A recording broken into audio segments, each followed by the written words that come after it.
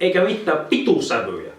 Ja erittäin hyvää päivää taas teille kaikille. Tänään me kuvataan sellainen video, jossa me vastataan teidän kysymyksiin, joita te olette kysyneet Mikon MyStorissa. Jälleen kerran ollaan minun MyStoriin laitettu pientä kysymysboksia teille. Ja aiheena oli tällä kertaa Get to Know Us. Me ollaan Ollin kanssa nyt tehty yhteensä reippa puoli vuotta videoita ja ei ole missään videossa oikein kerrottu, että keitä vittuja me ollaan. Joten tässä videossa työ vähän päästä tutustumaan meihin. Meillä on täällä litania kysymyksiä, joista suurin osa on tullut teiltä ja parhaat on valittu. Ja nyt ihan yleinen haista vittu teille kaikille, jotka kysyvät pippelin kokoja tai bodycountteja. Te ootte pannut helvettiin. Kysykö joku oikeesti? Kysy jo. Ai ja.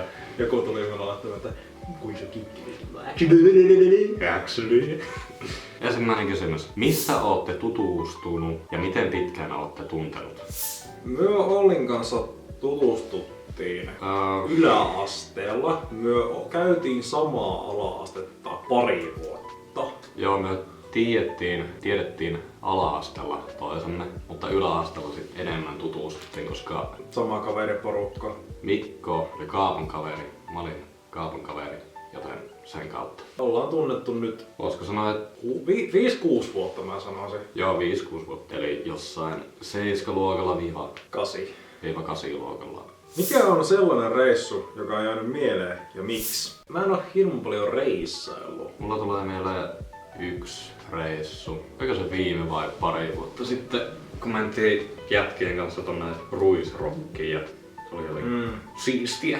Mulla ehkä yksi reissu, mikä nyt heräsi mieleen, oli kaveriporukalla tää Nurmeksen reissu. Siellä oli kiva, me vuokrattiin kaveriporukalla mökki ja siellä sitten ryypättiin yksi viikonloppu ja pidettiin hauskaa. Se oli semmoinen irtiotto arjesta. Next question. Miten te nollaatte teidän päätä? Ja meinaaks tää nyt sitä, että miten mä niinku Reset. Vähän semmoinen. ne jonkun rankapäivän jälkeen Niin. niinku, mulla ei silleen oo mitään. Mulla on se perus, että tuun kotiin ja sohvalle. Päiväkännit. No ei aina päiväkänneen, mutta Iltakännit. no joka toinen päivä. Niin avaan boksi ja ärkytoinen päälle. Mulla itellä on, mä oon todennut sen toimivaksi, että siis ne, jotka on kattonut pikkujouluvideon, niin siinä mä esittänyt tämän meidän kämpän. Ja mä näytin myös, että meidän kylppärissä on siis kylpyamme. Ja siellä mä, jos mulla on ollut rankka viikko tai rankka päivä, niin mä saatan laittaa eteneen kylpyn ja silleen niin kun, tiedätkö, menen semmosen asentoon, että sitä vettä, että mä pystyn hengittämään kyllä niin kuin nenän kautta. Mutta mun korvat on niin kuin tukossa. Sä oot niinku suun yläpuolelta peilettynä. Joo, se jotenkin. Tiedätkö, kun sä sukellat jonnekin, niin sä kuulet semmoista huminaa vaan. Kaikki muu on ihan hiljasta. Se on jotenkin mulle semmonen. Se on niinku relaxing. Se on jotenkin mulle tosi relaxing. Tai sitten ihan vaan niinku, no salilla käyminen. No joo, salilla käyminen. Se on aika lailla pään nolla, että sä vaan meet sinne ja heiluttelet painoja ja heiluttelet ihmisiä ja tapaat kaikki. Niin se on vähän semmonen itsestäänselvyys meillä ja kuuluu arkeen, että Niin. me käydään salilla. Se pitää meiltä aika hyvin niinku järjillä. Jos joku teistä miettii sitä, että miten saisi pään nollattua, niin kannattaa kokeilla salilla käymistä. Se oikeesti tehoa ja siis mulla ennen kuin mä arvoisin käymään salilla, niin oli suoraan sanottuna aika huono mielenterveys ja siis voin henkisesti huonosti, mutta sitten kun mä arvoisin käymään salilla, niin rupesi siihen elämään tulemaan semmoista positiivisempaa ajattelua. Ei enää ollut semmoista tummaa ja synkkää. Niin sä saat se arjen rytmin ja ylipäätään liikunta ja ruokavalio, niin vaikuttaa myös mieleen. Se vaikuttaa suuresti. Kiinnittäkää huomiota niihin pieniin asioihin. Ei välttämättä aina niin suuri.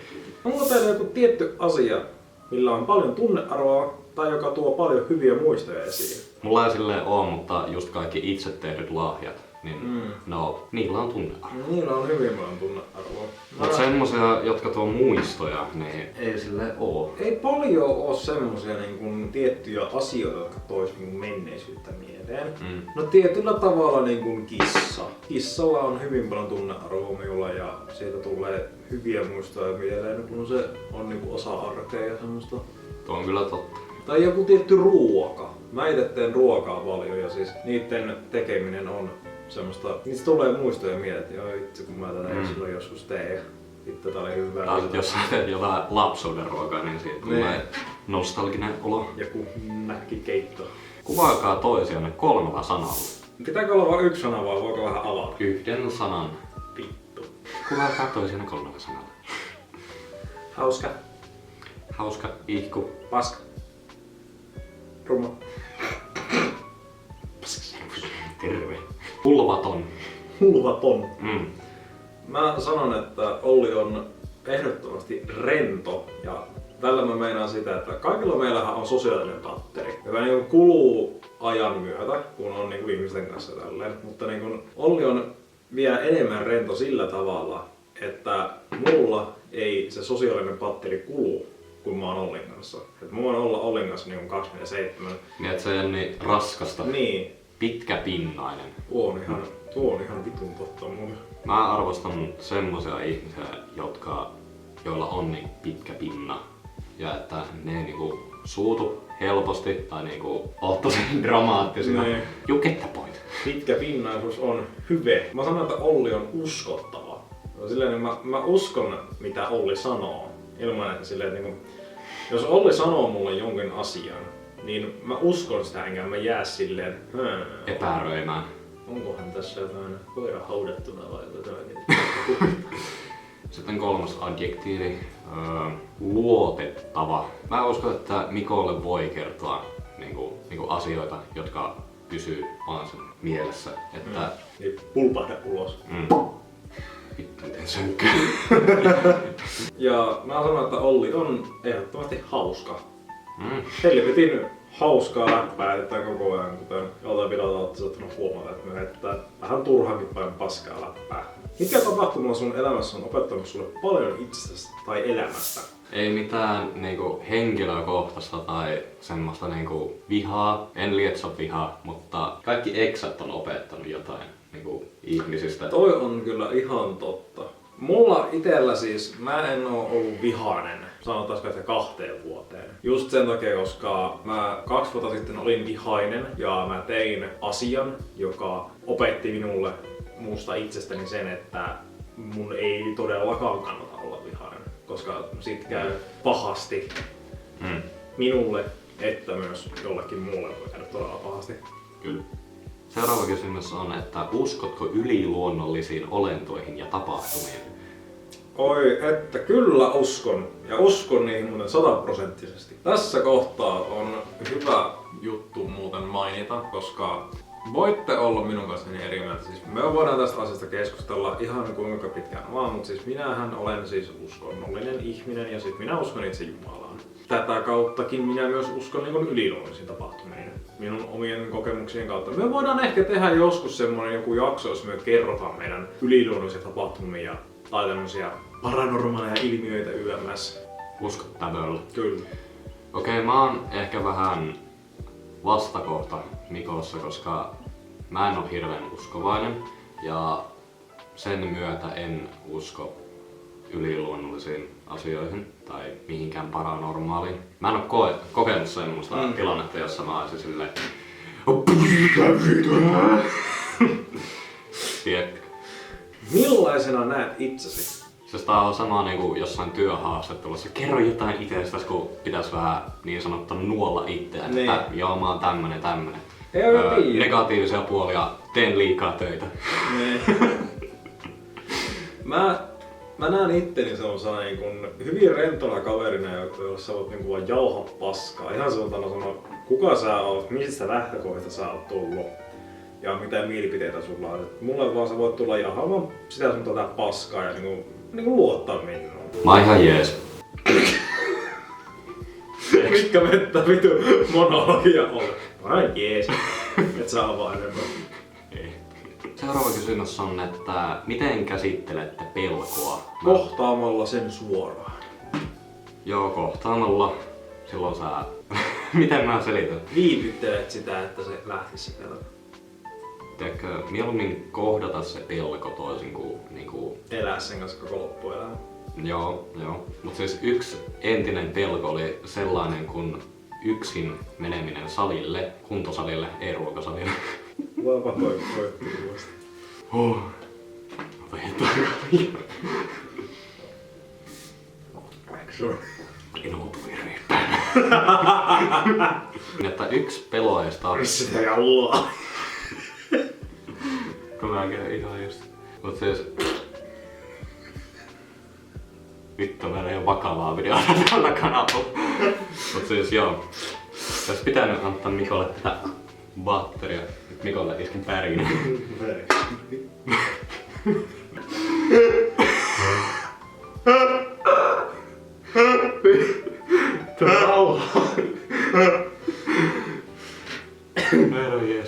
Niin yksi pelko, joka oli mulla ennen kuin kävin salilla, oli se, että yksin meneminen salille oli aika iso kynnys. Että just semmonen, että kaikki kahtoo mua. Mä oon liian pieni tänne. Tiedätkö? Kyllä kaikki on mun mielestä kokenut tuon. Mä koen niinku päivästä, että mä oon liian iso tänne. Niin, monella on se pelko just varmaan kaikilla uusilla, jotka on niinku ruvennassa salilla käymään, että ei uskalla mennä sinne, mutta siis mene vaan. Me kaikki ollaan siellä ihan samasta syystä. Halutaan kehittää itseämme, näyttää paremmalta, voida paremmin. Ei ketään kiinnosta mitä sä teet siellä. Niin. Mitkä ovat teidän horoskoopit? Jaa. Kaksonen. Me ollaan kaksosia ja nytten pieni sivukysymys. Uskotko sä näihin horoskooppihommiin, että jotkut tietyt horoskoopit ovat hyviä ystäviä ja jotkut ovat vihollisia ja skorppinat ovat aivan persestä?